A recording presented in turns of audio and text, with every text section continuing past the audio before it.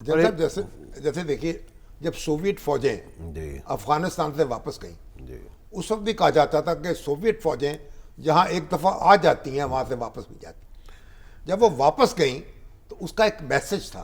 जी पूरी जो Soviet union की रियासतें थी उनमें बगावत हुई, उनमें एक हौसला पैदा हुआ और सोवियत यूनियन टूट गया। तो आज जो अंदर है इंडिया के, अब कश्मीरी जो हैं वो बाहर निकले हैं, वो कहते हैं जुलूस निकाल रहे हैं, भारतीय फौजों को कह रहे हैं वापस चले जाओ यहाँ से। सिखों में एक नया हौसला पैदा हुआ है। दूसरी जो उनके यहाँ तहरीकें चल रही हैं उनमें एक हौसला पैदा हुआ है कि ये इंडिया जो है नाकाबिल तस्खीर नहीं है, इंडिया जो है ये खड़ा नहीं हो सकता। तो ये जो उसके असरात हैं वो कितने दूर रस होंगे, आप क्या महसूस कर रहे हैं? ये बड़े इम्पॉर्टेंट बात है जी, और ये वाकई इसके असरात बहुत दूर रस हो सकते हैं। और उसकी वजह ये है कि इंडिया ने, जैसे हमने 10 दफ़ा शायद हम कह चुके हैं, पाकिस्तानियों को भी आई एम श्योर इसकी समझ आती होगी, जो वो इंडिया के अंदर हिंदू राष्ट्र बनाने की कोशिश कर रहे थे, उसने ऑलरेडी वहाँ पे बहुत प्रॉब्लम्स क्रिएट वो की तो खाना जंगी है ना जी।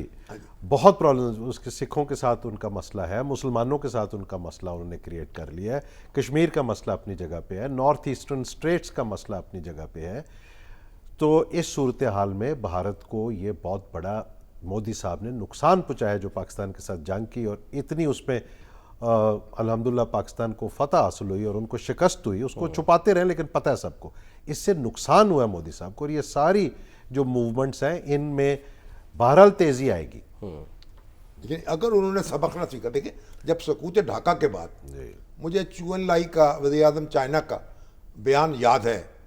उन्होंने इंदिरा गांधी को मुखातिब करते हुए कहा था, आपने हवाओं का बीज बोया है, आप आंधियों की फसल काटेंगी। जी तो इसके आज जो भारत जहां खड़ा है जी और उसके जो अंदरूनी तजादात हैं वो जिस तरह उभर के सामने आ रहे हैं, तो ये तो उनका, अगर वो नहीं समझेंगे और मामलात जो हैं दुरुस्त नहीं करेंगे और कश्मीर की आवाज़ नहीं सुनेंगे और पाकिस्तान से बना के नहीं रखेंगे, तो फिर नताज तो भुगतना पड़ेंगे। Then India is in very serious trouble. And Indian people, India के लोगों को ये समझने की ज़रूरत है, इंडिया के जो अच्छे सोचने वाले, लिखने वाले, पढ़ने वाले लोग हैं, उनको ये सोचने की ज़रूरत है इसका भारत को बहुत सख्त नुकसान होने वाला है। अंदर आप देखें, सिर्फ पाकिस्तान नहीं है, उनकी किसी अपने नेबर के साथ हालात ठीक नहीं है।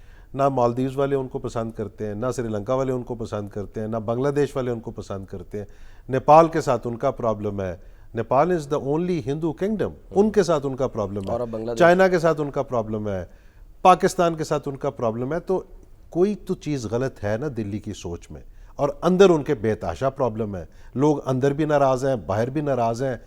तो ये कितनी देर तक अपना एक वो जो इम्प्रेशन बना के वेस्ट के साथ चल रहे हैं कि वो लोग इस चीज़ को मैनेज कर लेंगे, नहीं हो सकेगा। धौंस है, जो धमकी है, जो ज़बरदस्ती है और लोगों को रगड़ा लगाने का जो शौक है, तो मेरा ख्याल तो इंडिया जो है वो अपने हाथों अपना मुस्तकबिल जो है उसको ख़त्म कर देगा। बहुत सीरियस नुकसान कर रहे हैं। और ये इंडियन लोगों को अब सोचना पड़ेगा कि उनको इसी तरह की हुकूमत चाहिए, इसी तरह की सोच चाहिए, उनको अपनी सोच बदलने की ज़रूरत है। और अगर वो अपनी सोच बदलते हैं तो बहुत पॉजिटिव किरदार भी प्ले कर सकता है इस रीजन में।